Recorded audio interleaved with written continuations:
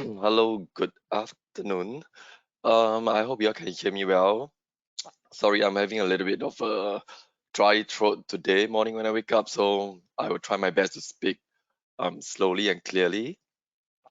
Now, again, my voice is a little bit husky today, so apologies. I hope you all can hear me. If not, let me know. I can type it out some of the things that is not clear. All right, thanks for letting me know. So I believe all of you can see it and can hear me well, all right? I'm gonna start right now. So thanks for joining us in this part 3 of the listing optimization live webinar. My name is Lang once again from the Amazon Seller Education team. And then I ran webinar like this. So to give a quick introduction for those of you who are not aware, so Seller Education team provides, or rather, run two key program, Amazon Seller University, as well as Amazon Live Webinar, the one you are watching right now. All right. So we have a variety of free training to, support seller across their selling journey in Amazon.com. Okay, so the webinar you're watching or you're attending right now will be recorded, and it's going to be in our official YouTube playlist, which I will upload usually by the end of the day. And then if you have any questions, let me know in the Q&A box at your typically the right-hand side if you're joining through browser. So I extracted the questions this morning from the registration info that you provided, but I don't see much questions. So if you just registered, I may have missed it out. So please let me know in the Q&A box.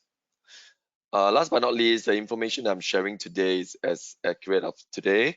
Now, if you were to watch this recording further down the road, in chance upon this, I would suggest you to look for the latest recording or always refer back to Seller University or the Seller Central Help for the most updated information. All right.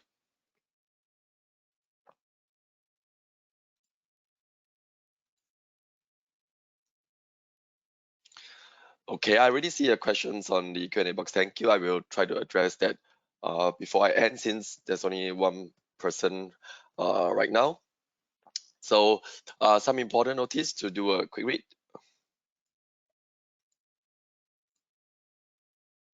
All right, this is basically what we will be covering for this part 3. Of course, some of it is already covered in part 1 and part 2. I won't go in too much of it, but I will focus on what I think is the important for this segment. All right. So this is actually covered in part 1 by our colleague Terence, account manager. So you can refer back, and I also share the link in the video description when I upload it, so you can refer back easily. All right. So again, the 8 core elements of a listing. All right, this is very important because having all these right will make your listing more complete. Something that we like to say, the listing completeness score. So basically, it's a series of score that we give it as a guideline. You can't see this anywhere. It's more for your self-evaluation of your listing. All right, this was covered in part 1 as well. Okay, but this table that I show you right now is actually not covered in any of the part 1, part 2 series, so it might be good that I share with you. All right, so there are some certain category that might have, what we see have a bigger impact in terms of the scoring. So this is for your, I would say for your reference. All right, and I would not say it doesn't differ too much, so long you follow the guideline to have as much of the information from the 8 major element as possible, then that should work. So you don't have to really remember exactly how the scoring should work for the different category. Right, this is also something not shared in the previous section, so I will go through with you. So what we see, or rather, this is how we like to advise seller, having this kind of information like, title too long or you have missing main image will directly impact in a way your listing completeness, and that will cause your listing to be suppressed. All right, as to how to fix the suppressed listing on where to find the tool is covered in section, or rather covered in part 2 by EJ on the previous webinar. So this gives you an idea, if any of the major elements that is not done properly, your listing will be suppressed. All right. So you can see generally it's more or less the same across all the different category.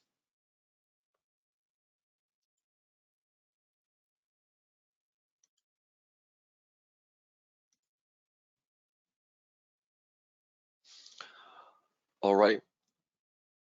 Moving on. Okay, I saw a related question. Let me see. I think it's probably what I mentioned over here. Okay, the main image support zooming actually means you need to have high quality image. All right, so make sure your image, I think we have a section regarding how to have, or rather, how good the quality of the image you should have. Because if you go into Amazon.com as a customer, when you click on any of the image, you can see that your mouse actually become like a zooming in kind of effect, right? So if you are using a low quality image, right, after zooming in, it may be pixelated. So it's not a very good experience for customers like yourself, right? When you go to shop online, when you zoom in, you really want to see certain details and not like, pixelated stuff. So that's basically what it means by main image support zooming. It's not really, feature per se. Every image, technically you can zoom. It's just whether it's clear or not. All right. So besides that, even browser itself supports zooming. There are people who also use the web browser feature to zoom in as well. So if your image quality is not good, even after they use their browser to zoom in, it may also look pixelated. Yeah.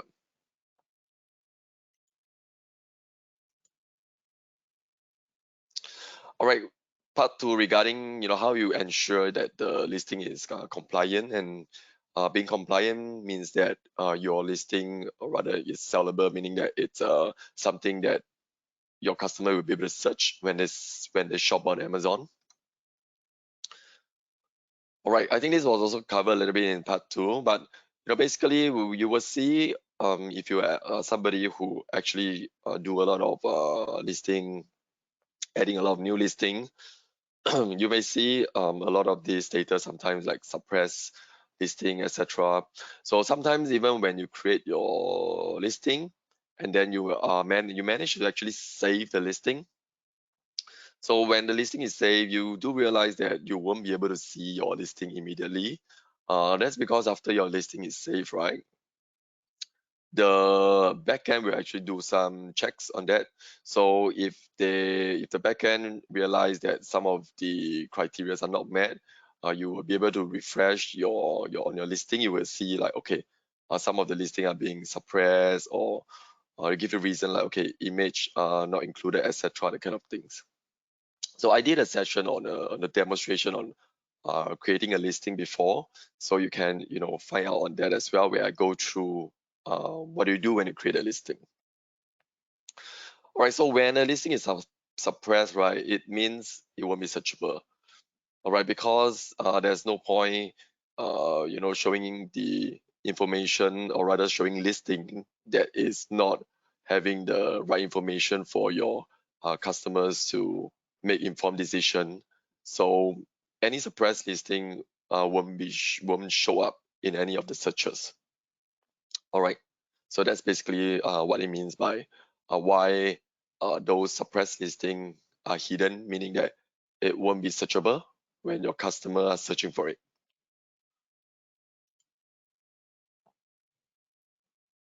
Or there are some courses here you can do a quick analysis, but I won't go into too much, because a lot of time when this error occurs on your listing status there, they'll give you a little bit of idea of what exactly is the issue.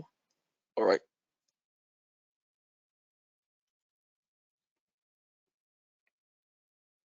And also right now, the listing creation page has also improved a lot.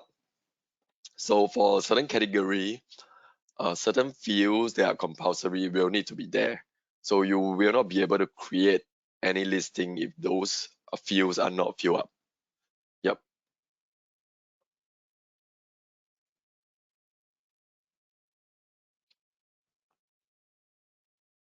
All right. So this is regarding the content.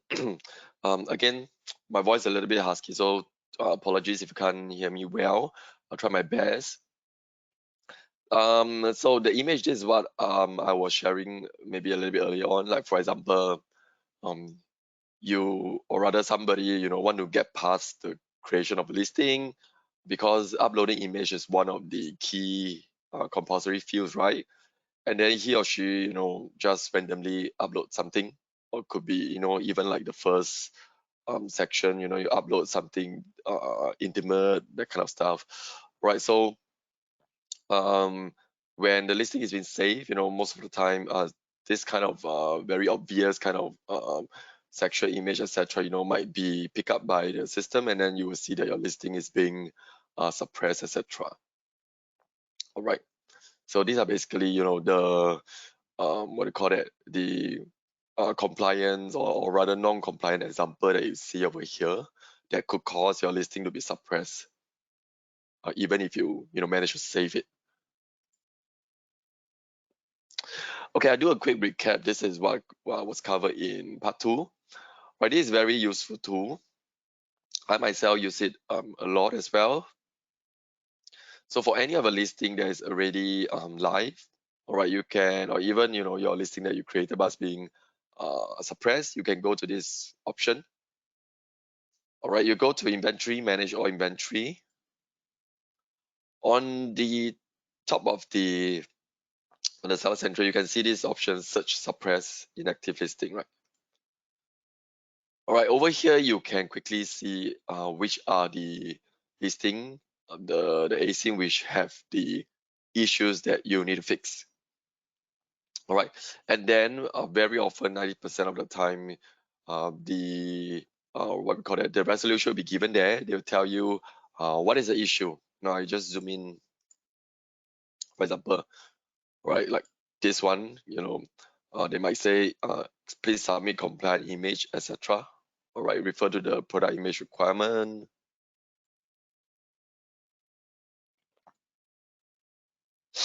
Okay, so because that's covered in part 2, I won't talk too much. Now, this is something new in part 3, is regarding brand. All right, I saw some brand question in the Q&A. That's good. I hope it can help to address some of it. All right, so what is a brand? Now we hear a lot regarding a brand owner, etc. Right? So over here in Amazon, right, they consider a brand to be a name that represent a product or a group of products. All right, so product of the same brand are marked with a uniform name, logo, or even other identifying mark on the product itself. Okay, non-brand is what is deemed as generic, meaning that the product does not belongs to any brand, right? And because of this, right, when you create a listing, when you do the when you didn't when you do the checkbox that's your listing has no brand, the generic name will be autofilled for you. All right, so it's not affiliated with any of the brand. All right, so if you're going to list anything that is having a brand, so you may need approval. So how you actually tell? What I do usually when I put in the name, for example, like key, brand, Nike or etc., right, on the listing page, right? The system will start doing checks over there, and then they will prompt you if you do need an approval, right?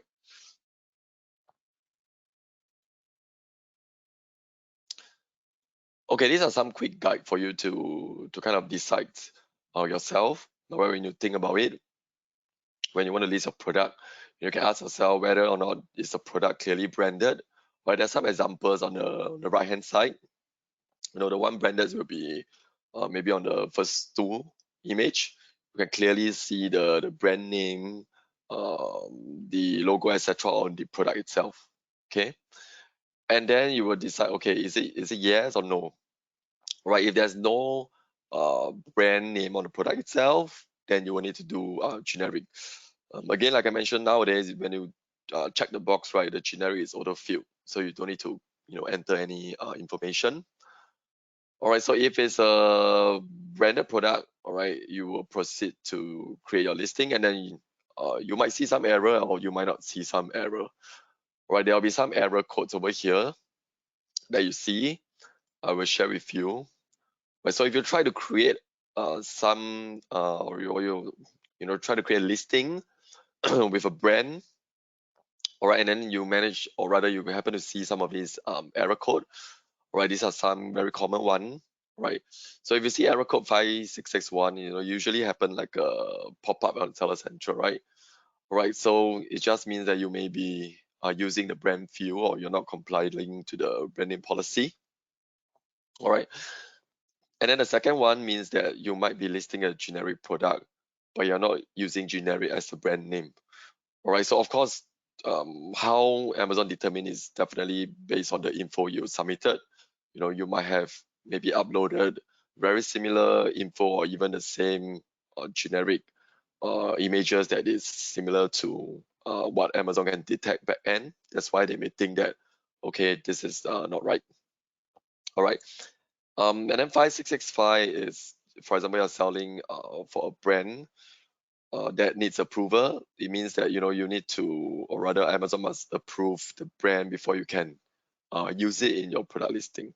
But this might mean that you might need to submit some what do you call that, documentation to prove that you are somebody that can list the brand, etc. But again, those info, if needed, they will be requested from you as well. So if you really think all this doesn't apply, the next best action is to actually contact the seller partner support and then tell them the error code so they can check backend for you. All right. So let's say if you really need to contact seller support for your issue, right? These are the details that you should provide them so that they can check it for you easily. All right. The name of the brand that you are using when you are creating the listing, and then provide the images of the product.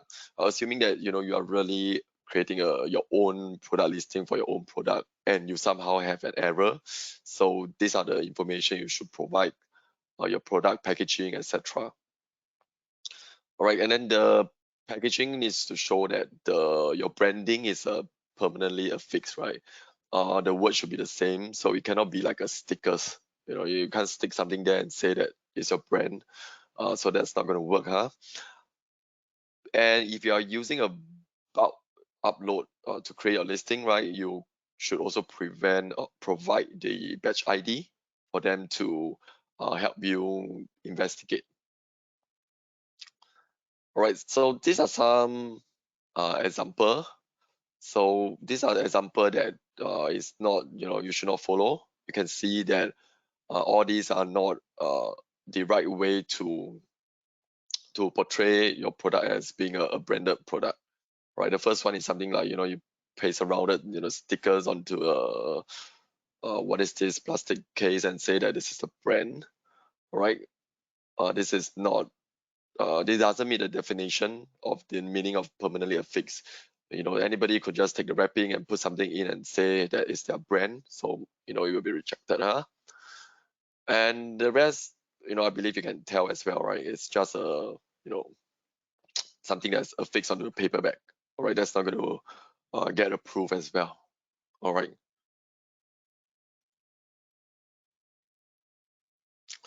Okay, I'll move on to the next part, which I think is the most important, not most, but rather one of the important part is to use your copywriting skill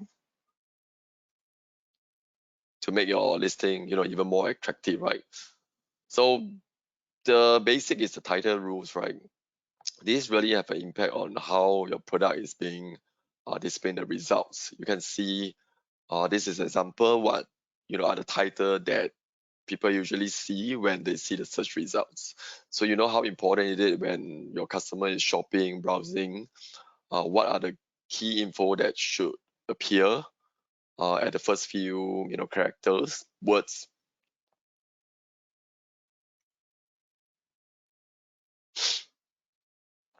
All right, these are the general rules.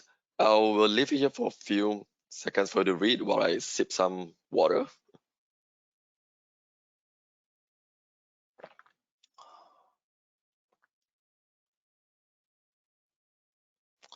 Okay, so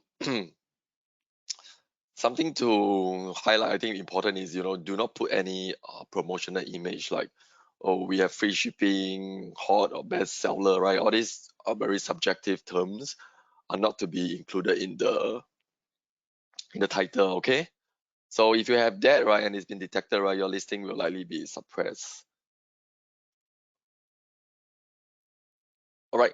So the good characteristic of a good title, having a keyword, your selling point, and then make it easy to read and understand. I'll give you a few examples, but of course, I will also recommend you to actually go and look at your competitors, how they actually frame or do their title structure to get some guides as well. All right. These are recommendation that we see, will be the good, what a good characteristic of a good title is. All right. So the brand name if you have, and then the core keywords. All right. Plus some of the key characteristic you want to highlight.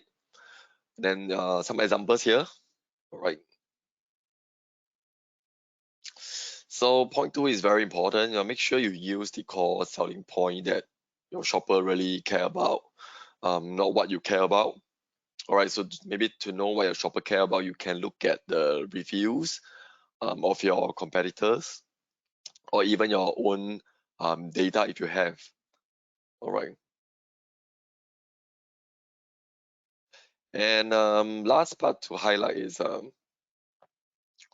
no other language expression. Now, as far as I'm aware, if you're selling on Amazon.com, everything should be in English, right? Do not put any other characters like Chinese or Vietnamese or Thai. That's gonna get into issues. Your listing might get suppressed as well. Right, and again, people shopping on Amazon.com, they are usually from the US anyway. They won't be able to search for language that they are not familiar with. So there's also no point to put in other language besides English, right? All right, this is a good example. All right, you can ignore the second one. I think second one is really too long, so definitely don't do the second one. Too many character, right? And then the first one also is very common. I think most newer seller like myself usually seller like the first one on top. We do very simple, very short one, so it's also not a very good title to have like this. All right, so this is a better version of the one that you see earlier on, having a little bit more details.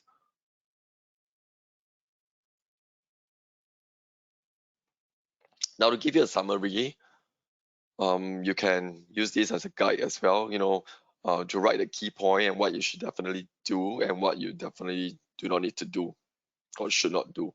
So I actually covered all this in the previous slide. This is more like a summary. Okay. Okay, the next important part is your keyword, the search keyword. So when you create your listing, there's actually a field there that asks you for the keywords. All right, so when you go to shop online, you usually type in, those things that you want to search. So those are the keywords, and it's important because it helps your customers to find your product on Amazon. All right. So keyword wise, right, in that fields, you will need to put something that is shorter than 500 bytes. So 500 byte in English, actually, each English character is 1 byte. All right, this is quite simple for English. So it means that on that field, you should decide and select keywords that you think are most relevant to what your customer will be searching for and should be less than 500 characters, including spaces. Yep. Okay. And then for the other category, the limitation is actually even shorter. Like fashion, is 250. So again, you don't need to remember this because in the listing creation, if you were to exit you will see a prompt that tell you you have exceeded the number of allowed characters. So, right, but it's good to know for you to do your planning. If you're going to plan how your keyword search is, you can narrow down, right? Okay, so yeah, this is a part. How to identify keyword.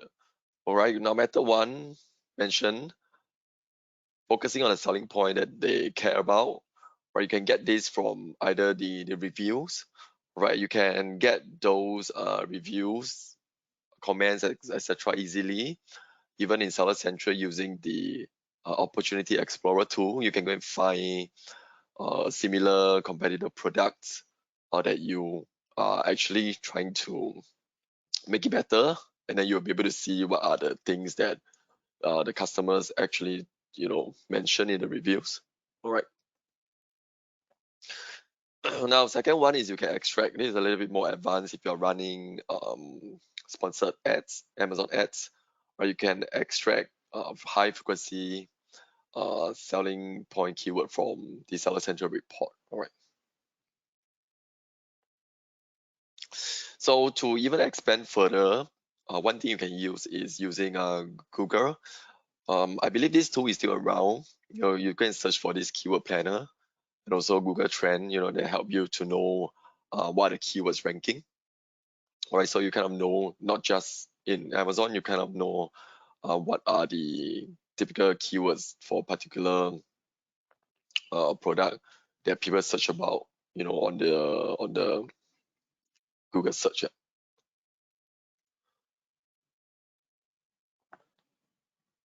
All right, another way, maybe local retail site. Okay, these may not help much unless I think if you are living in or you even know who are those retail website in, for example, selling in the US, you know who are the bricks and mortar physical retail stores or website there, then it's good. You can search, right? If not, you might end up doing general Google searches. That also works as well, but this is another option. Or another method, all right, you can review some of the blogs or videos of the product that you're selling, provided it's relevant. So typically, skincare products, there'll be people who do reviews or even like, testing or even, unboxing video, that kind of stuff, to look at what the comments or what the videos that people actually share about to give you an idea of how you can put more relevant keywords.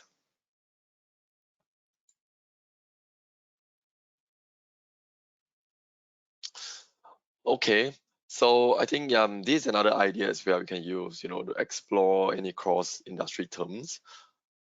Pretty much, I would say similar. So once you more or less get the gist of how to get more ideas on a keyword, you do not necessarily need to restrict yourself to what I share here.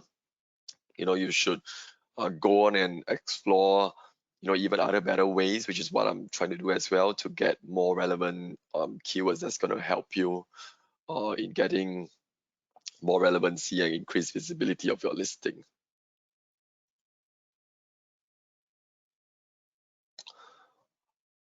Now, moving on to another key part is the 5 bullet points. All right. So you can actually put more than 5, if I remember. So a good recommendation will be having about 3 to 5. All right. These are the key characteristic of a high quality bullet points.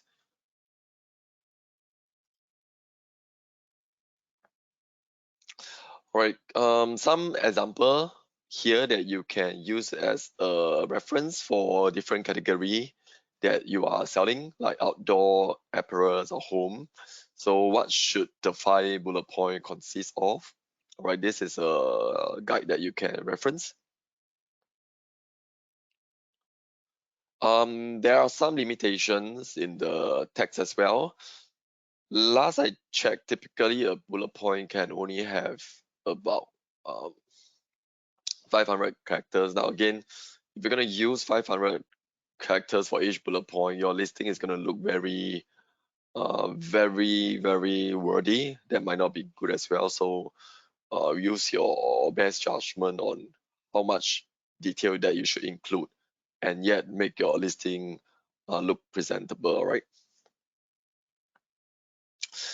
Okay, these are some ideas, for in terms of understanding the local culture. So I think most of us might be coming from Asian, and then we are looking to sell into North America. Is a very different culture, so that is something we need to take into consideration as well when we try to put our listing and bullet points to make it very relatable for the audience that you are targeting at. Okay.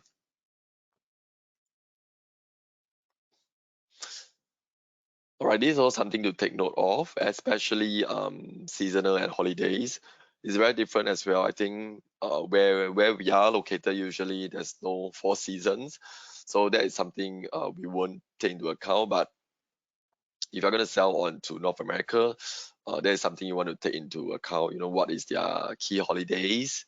What is the four season and different period of the time?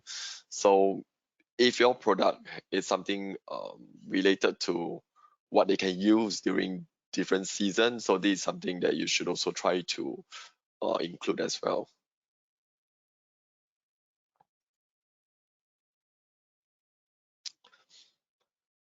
Okay, summarizing the points that I share, I hope it gives you a better idea. Now, I know there's a lot, so I want to share if you're not aware already yet. So Amazon had actually launched this, the hype, generative AI thing to help sellers like yourself to write product description. So it should be available already. If you log into your account, you can see something like this. I think it was released at around September, late September-ish. Okay, so if whatever I shared earlier on seems too much to remember, and try this. I've tried it a few times before in some of my demo as well. So this really helps. You key in some of the details. What is a product that you're trying to list? Of course, the generated output, it can be only as good as what you shared. All right. So if you put a very, very like few character, you might get something that is also very generic. All right, so put in those details, and then the tool will actually help to generate the title, the description, the bullet point, as a starting point for you. All right, I will not say that you should use everything blindly. You know, you should still review it after the tool generate all the description bullet points for you, and then you just need to do some adjustment amendment that makes it more relevant to your product. So it really helps to save a lot of time. All right, and given that it's from Amazon itself, you can more or less be rest assured that the formatting, the structure that they generate will be the best for your customers. But again, do review whatever is being generated, or make sure that there's no something that should not be there. All right. Okay, so that's basically the end. Just want to share with you where you can find more information in Seller University. And also for those of you who are looking to participate in the next, peak season, because I think right now it's actually the Black Friday, Cyber Monday period already, if you're not sure. So obviously, starting to prepare now is a little bit late, but this gives us a good guide for you in the um, upcoming big event for next year. All right, and then there's another one regarding listing, all right, that can give you more information on how you can optimize your listing. All right, I didn't see any questions from the registration form, so I'm going to look at the Q&A now. And again, apologies. My voice is a little bit husky today, so I hope you can hear a different side of me for those who attend a few of my webinar. Oh, I'm going to look at the Q&A now. Oh, thank you, Rin. Thanks for joining. I didn't realize you have try already. No worries. Let's give Jin Liang a break. I'll read out some of the questions that were asked, and then after that, I'll also put the answer here. Is Are you okay with that, Jin Liang? Yeah, yeah, Yeah. thank you. Thank you so Let me much. rest his voice first. Okay. Okay. So we got a few questions from Janway. Just let me know if you have any more. You can also put it into the chat or keep it coming through the Q&A box. So the first question he asked was, may I ask if I applied to obtain trademark for brand A, but later decide to launch brand B, which is not trademark? Can I use A plus content from brand A, or can I use it for brand B and other brand names as well? So each trademark that you do is actually tagged to your brand name, because you have to pre-register via brand registry. So you can only use the relevant A plus content or even the brand registry tools for the associated trademark. So unless like brand B has no is a brand new is a new brand that has no trademark, you cannot utilize any of the brand registry tools. Okay, so I hope that's clear.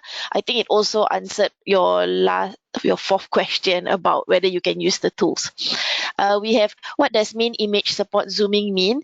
If I can just trouble Jinang to just show the I don't know, do you have like I think just now there was a slide on the Amazon page also, or if you can just show from Amazon.com itself. So basically, when you click onto an image, there is the zoom in on the top right hand corner. It's a small icon that has this like zoom in feature. Basically, if it is not clickable to have a zoom in image, then it will show that there is an image issue. So to find out more about what other image issues you can face, you can go to the Seller Central link that I shared. Okay, let's see what's the next one.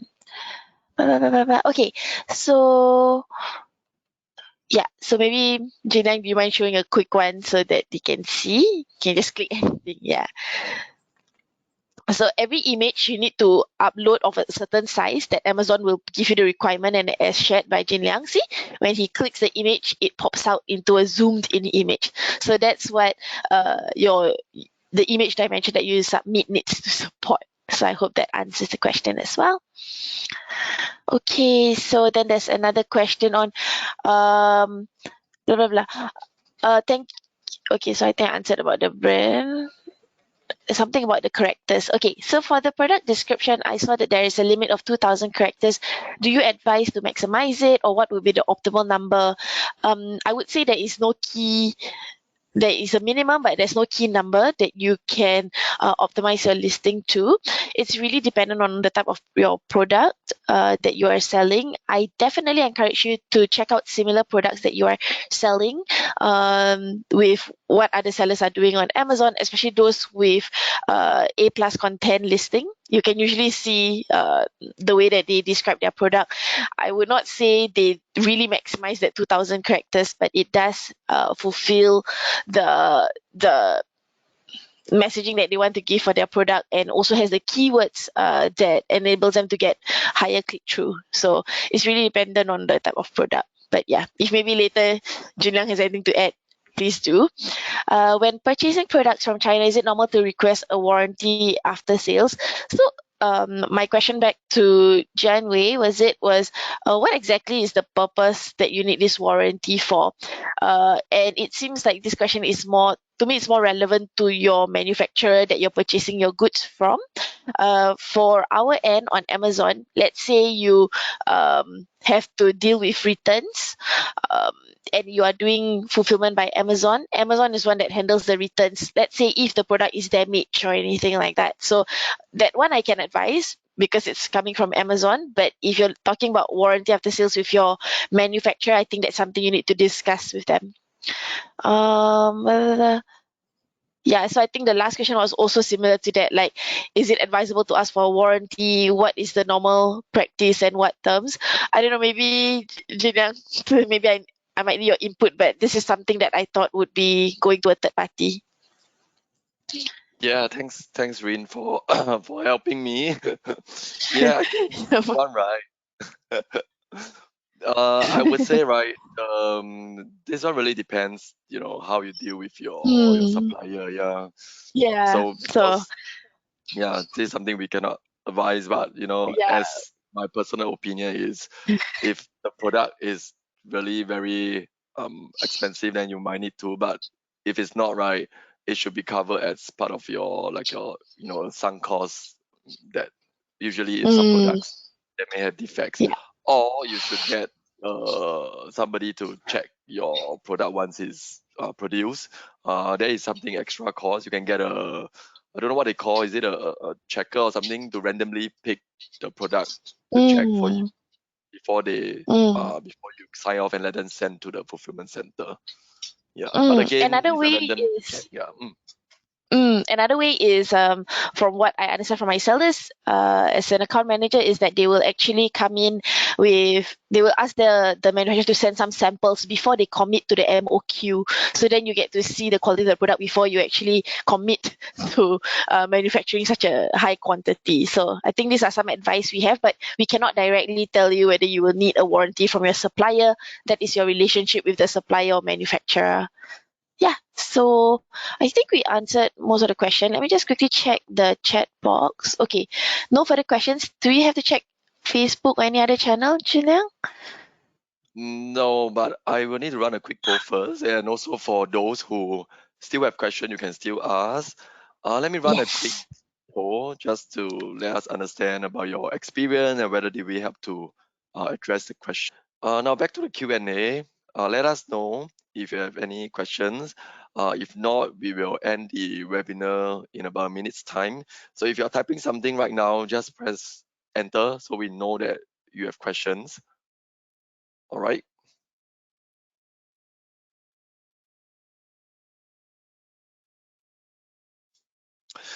By the way, while you're typing, you can see that we have more webinars coming up next week. And hopefully by then my voice will be fully recovered. And then we also have a lot of the upcoming topics in December. And we also start to, or rather, we have invited some external speakers from our service provider, some of the service providers, to actually join some of these webinars. So do stay tuned and keep a lookout. Yep. All right. I think there are no more questions from the audience today. So I'm going to thank every one of you, and thank you so much, Rin, for joining the session and helping out. And then thanks everyone for your participation today and lots of great questions. Thank you so much, and we will see you in the next one. Have a good day. Bye bye.